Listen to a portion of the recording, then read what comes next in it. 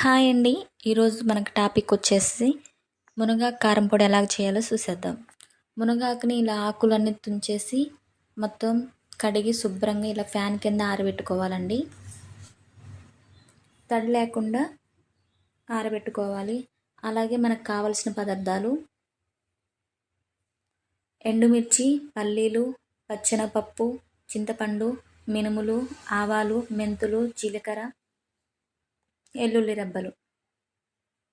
ఇవన్నీ డ్రై చేసుకోవాలండి. ఒక బాండీ తీసేసుకొని దాంట్లో ఎండుమిర్చిలా తుంపి కొంచెం ఆయిల్ వేసి మొత్తం ఇవి కలబెట్టుకోవాలండి. ఇలా గోల్డెన్ ఫ్లేవర్ వచ్చేంత కొంచెం డ్రై అయ్యే వరకు స్మెల్ వస్తుంది, అప్పటి వరకు డ్రై చేసుకోండి.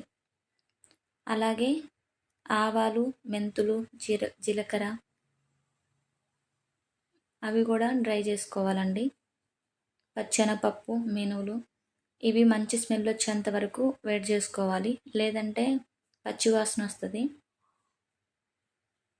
ఇప్పుడు వచ్చేసి పల్లీలండి. పల్లీలు కూడా సిమ్లో పెట్టేసి వేయించుకోండి.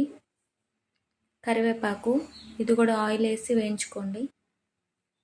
అలాగే మీకు ఏమైనా కావాలంటే కింద ఉన్న నెంబర్కి కాంటాక్ట్ అవ్వండి.